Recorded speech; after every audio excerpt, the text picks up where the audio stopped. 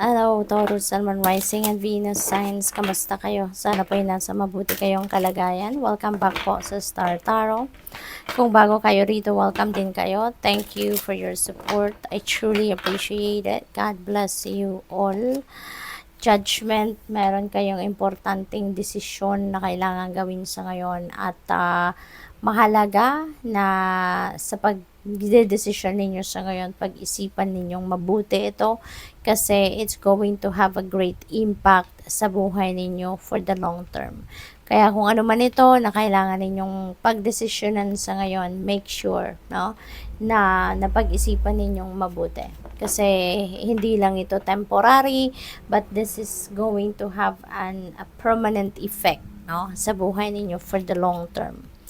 The Emperor, napakaganda nito kasi probably yung decision na gagawin niyo sa ngayon could be related to parenthood kasi si Emperor is a father archetype, so baka ang iba sa inyo dito magde-decision if you are ready na, 'di ba? Na magpamilya, mag-asawa, maging magulang, ganon.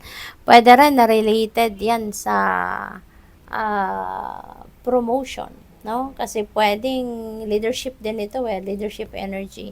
So, pwede rin na meron kayong offer dito para maging manager, maging supervisor, at maaaring yan isa din sa kailangan ninyong pagdesisyonan yan. Pag-isipan mabuti. This is also about pagbibuild ninyo ng sarili ninyong financial empire, pag-establish ninyo ng financial future ninyo. So, maybe ang iba sa inyo is going to focus on trabaho, career, negosyo, no? So, pwedeng yun ang mga importanteng pagkakaabalahan ninyo around this time. Marami kayong iniisip, marami kayong gustong gawin, or marami na nga kayong ginagawa. Kaya, the Two of Pentacles is also about time management, no? So, kailangan ninyo dito ng balanse. So, maybe kailangan ninyong pag-aralan mabuti ang inyong mga priorities kasi kailangan ninyo ng balanse rito because maybe you have too much on your plate. You are here and there, fragmented ang isip ninyo. So, hindi kayo masyadong makakapag-isip ng maayos rito kasi dami-daming gumugulo sa isip ninyo, no? Taurus. So, pwedeng ganun ang sitwasyon dito. Multitasking kayo lagi. And maybe multitasking also is siguro your talent, no? So, good for you. Pero, papagod pa rin kayo. The Lovers, decision making talaga, no? Nang napipick up ko dito. Decision making na related sa relationship. Related sa pagbubuo ng pamilya, pagle-level up ng commitment, or pagpasok sa isang bagong love or romantic relationship. Lalo-lalo na kung kayo ay single. So, siguro yun ang mga importante ninyong kailangan pagdesisyonan sa ngayon. Kasi, totoo nga, diba? Mahirap din, no? Ang love life, kung basta-basta natin pinapasok ito na hindi tayo ready.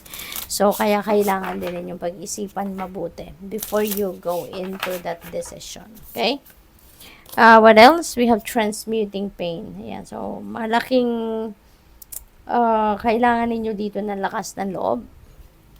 Taurus, you need to, you need inner strength for you to be able to transmute pain. No? Ano man ang mga sama ng loob ninyo, ano ba yung mga emotional wounds and emotional baggages na nandiyan dyan sa loob ninyo, isa yan, no? Sa maaaring kailangan ninyong, or sa mga gagawin ninyo sa ngayon na, alam mo yun, ilalet go mo na yan, to transmute mo yung pain into love, yung ganon, para maging positibo na ang takbo ng buhay ninyo. Gestation period, no? So, ang iba talaga siguro sa inyo, magiging tatay na, no? Papasok na to become a father, to become a dad. Kasi ang iba sa inyo dito, baka yung person ninyo, baka buntis, no? Or baka manganganak na. Or pwede rin na baka kayo yung buntis, no? Pwedeng ganun din ang ganap, kayo yung manganganak. Pwedeng ganun. Or pwede rin, no, yung mga walang ganong sitwasyon, baka this is a project, baka this is a plan na inaalagaan ninyo, nina-nurture ninyo, maaaring nagre-research pa kayo, maaaring dumidiskarte pa kayo, nag-strategize pa kayo, no? Yung meron kayong inaalagaan ngayon, nina-nurture na plano, siguro, no? We have opportunity. Ayan. So, this is good, no? Kasi kung opportunity na yan, could be in various areas of life. Pero, maganda, no? Magandang oportunidad ito. Kasi this is siguro opportunity to make change, no? Or an opportunity that will change your life. Pwedeng ganun ang ganap dito. Kaya maganda to, exciting, no? Exciting yan. And we have number 4, hala, number 4. So, meron tayong tatlong 4, no? Kasi, Emperor is number 4. Ito din number 4. So, 2 plus 2 is 4. So, 444, and that is an angel number, no? 444. So, I suggest, no, pakitignan po ninyo ang ibig sabihin ng number na yan. Kasi marami pang impormasyon, insight, information na pwedeng mabasa ninyo dyan na makakatulong sa inyong sitwasyon.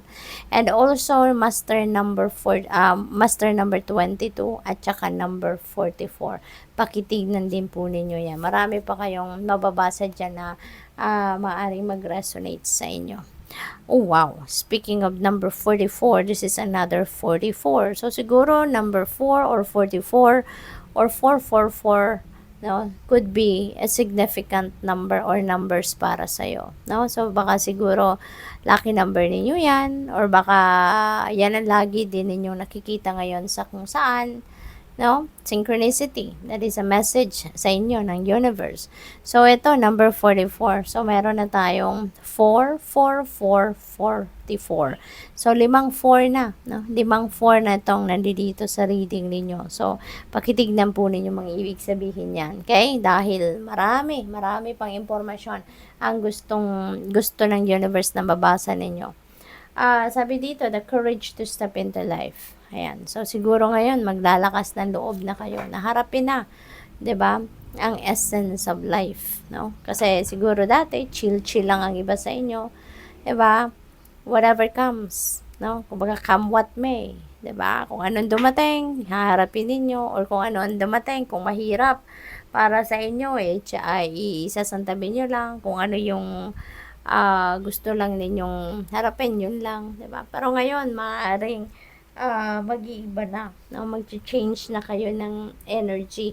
At kung kahit ano man, no, dumating sa buhay ninyo, you are going to face it squarely. So, maaaring may ganong ganap, no? Ang iba sa inyo rito, Taurus. So, what else? We have all that glitters. This is a beautiful reminder para sa'yo. Kasi, reminder ito sa inyo na hindi lahat ng makinang ay gold. Okay? Hindi lahat ng attractive ay talagang maganda, no? So, you really need to dig deeper into it. Kailangan ninyong kilalanin, kailangan ninyong imbestigahan, pag-aralan, 'di ba? Wag kayong mag-judge agad-agad, no? By its cover. Kailangan ninyong kilalanin, alamin, 'di ba? Laliman pa ninyong pagkilala, lalo-lalo na kung ito ay tao, 'di ba? Yung ganon. Kasi hindi lahat na makikita mo sa surface, yun na yun. That's all about it. Hindi. No? Hindi. So, chaos and conflict. Ayan, baka meron kayong hindi pagkakaintindihan with someone. No? Baka meron kaguluhan, may diskusyon, may disagreement, pwedeng ganon. Or, pwede rin na internal conflict ito. Baka naguguluhan kayo. 'Di ba? Dahil siguro sa daming desisyon na kailangan ninyong gawin sa ngayon, maaaring hindi ito madali para sa'yo dahil naguguluhan kayo. You're confused, no? Pwedeng ganon. And there's another synchronicity. We have number 33, and that is a master number 33. So, idagdag nyo po ito sa titignan po ninyo ibig sabihin nito. I-google ninyo yan. Okay? Thank you.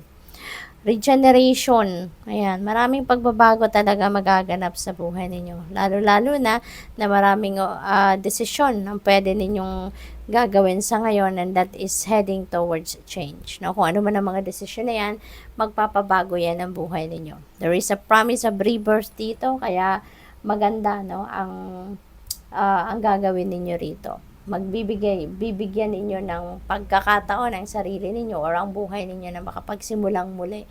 Bibigyan ninyo ng bagong bihis, ika nga, no? We have to be fair. Ayan. So, patas lang. Kung ano siguro, nahihirapan kayong magdesisyon. Kasi, sinisikap ninyo na yung desisyon ninyo ay maging patas para sa lahat. Hindi kayo ito basta-basta magdedesisyon na kung ano lang ang magbe-benefit kayo, okay na. Hindi ganoon. Parang mas nahihirapan kayo kasi iniisip ninyo, kino-consider nyo din ang ibang tao na gusto ninyong maging patas kayo sa lahat. So, which is good. So, good luck. Thank you for watching. Love and light. Namaste.